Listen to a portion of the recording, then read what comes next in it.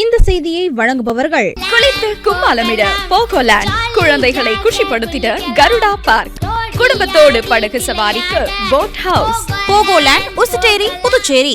கடலூர் மாவட்டத்தில் பிரசித்தி பெற்ற ஸ்ரீமுஷ்ணம் ஸ்ரீ பூவராக சுவாமி கோவிலில் நடைபெற்ற சித்திரை தேரோட்டத்தில் ஆயிரக்கணக்கான பக்தர்கள் தேரினை வடம் பிடித்து கோவிந்தா கோஷங்கள் முழங்க இழுத்துச் சென்றனர். கடலூர் மாவட்டம் ஸ்ரீமுஷ்ணத்தில் புகழ்பெற்ற ஸ்ரீ பூவராக பெருமாள் கோவில் அமைந்துள்ளது. திருமாலின் அவதார தலங்களில் சிறப்புமிக்க தலமாக இது விளங்குகிறது. இக்கோவிலின் ஆண்டு திருவிழா கொடியேற்றம் கடந்த 15ஆம் தேதி துவங்கியது. இதன் பின்னர் விழாவில் தினமும் காலையில் சுவாமி புறப்பாடும், இரவில் சிம்ம வாகனம், அன்னவாகனம், தங்க கருட சேவை, சேஷ வாகனம், அனுமந்த வாகனம், யானை வாகனம், குதிரை வாகனம் உள்ளிட்ட பல்வேறு வாகனம் மூலம் வீதி உலாவும் நடைபெற்று வந்தது. விழாவின் சிகர நிகழ்ச்சியான சித்திரை தேரோட்டம் ஞாயிற்றுக்கிழமை நடைபெற்றது.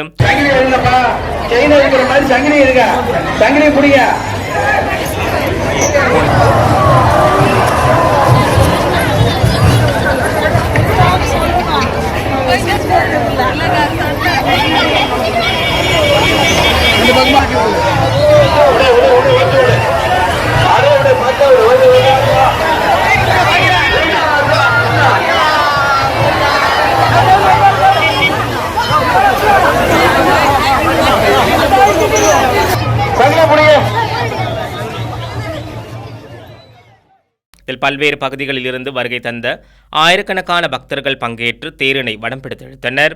தேரானது வடக்கு, கிழக்கு, தெற்கு, மேற்கு என 4 வீதிகளிலும் வலம் வந்து மாலையில் தேர் நிலையை வந்தடைந்தது.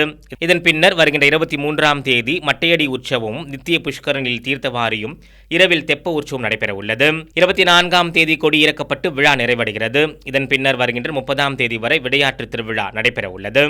புவனகிரி கடைவீதி வழியாக விதிமுறைகளை மீறி வரும் வாகனங்களால் கடும் போக்குவரத்து நெரிசல் ஏற்பட்டு வருகிறது. கடலூர் மாவட்டம் புவனகிரி பகுதியில் வாகனங்கள் வருவதற்கும் போவதற்கும் தனித்தனி வழி அமைக்கப்பட்டுள்ளது. ஆனால் ஒரு சில வாகனங்கள் ஒரு வழி பாதையில் செல்லாமல் விதிமுறைகளை மீறி கடைவீதி வழியாக வருவதால் கடுமையான போக்குவரத்து நெரிசல் ஏற்படுகிறது.